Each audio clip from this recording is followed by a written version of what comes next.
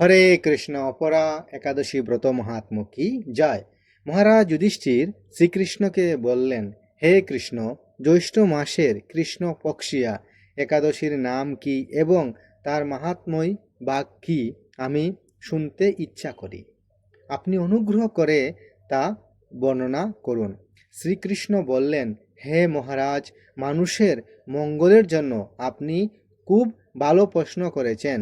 বহু পুণ্য প্রদানকারী, মহাপাপ বিনাশকারী ও পুত্রদানকারী এই একাদশী অপরা নামে খ্যাত। এই ব্রত পালনকারী ব্যক্তি জগতে প্রসিদ্ধ লাভ করে। ব্রহ্মহত্যা, গৌহত্যা, ব্রণহত্যা, পরনিন্দা, পরস্ত্রী গমন, মিথ্যা বাসন প্রবৃত্তি গুরুতর পাপ এই ব্রত পালনে নষ্ট হয়ে যায়।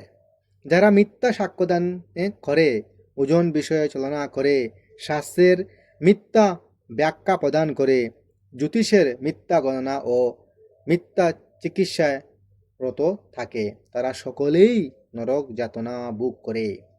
এই সমস্ত ব্যক্তিরাও যদি এই ব্রত পালন করে, তবে তারা সমস্ত পাপ থেকে মুক্ত হয়। ক্ষত্রিয় যদি স্বধর্ম ত্যাগ করে যুদ্ধক্ষেত্র থেকে পালিয়ে যায়, তবে সে গুরুতর নরকগামী হয়, কিন্তু সেও এই ব্রত পালনে মুক্ত হয়ে স্বর্গগতি লাভ করে। মকর রাশিতে সূর্য অবস্থানকালে মাঘ মাসে প্রয়াগ স্নানে যে ফল লাভ হয়, শিবরাত্রিতে কাশীধামে উপবাস করলে যে পুণ্য হয়, গয়াধামে বিষ্ণুপাদপদ্মে পিণ্ডদানে যে ফল পাওয়া যায়, সিংহ রাশিতে বৃহস্পতির অবস্থানে গৌতমী নদীতে স্নানে, কুম্ভে কেদারনাথ দর্শনে, বদ্রিকা আশ্রম যাত্রায় ও বদ্রীনারায়ণ সেবায়, সূর্যগ্রহণে কুরুক্ষেত্রে স্নানে হাতি ঘোড়া সৈন্যদান এবং দক্ষিণা সহ যজ্ঞ সম্পাদনে যে ফল লাভ হয়, এই ব্রত পালন করলে সেই সকল ফল লাভ হয়ে থাকে।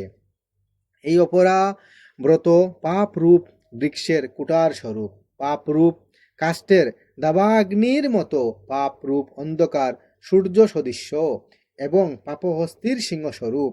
এই ব্রত পালন না করে যে ব্যক্তি জীবন ধারণ করে জলে বুদবুদের মতো, তাদের জন্ম মৃত্যুই কেবল সার হয়। অপরা একাদশীতে উপবাস করে বিষ্ণু পূজা করলে সর্বপাপ মুক্ত হয়ে বিষ্ণুলোকে গতি হয়। এই ব্রত কথা পাঠ ও শ্রবণ করলে সহস্র গৌদানের ফল লাভ হয়। ব্রহ্মাণ্ড পুরাণে এই ব্রত মহাত্ম্য বর্ণনা করা হয়েছে। হরে কৃষ্ণ।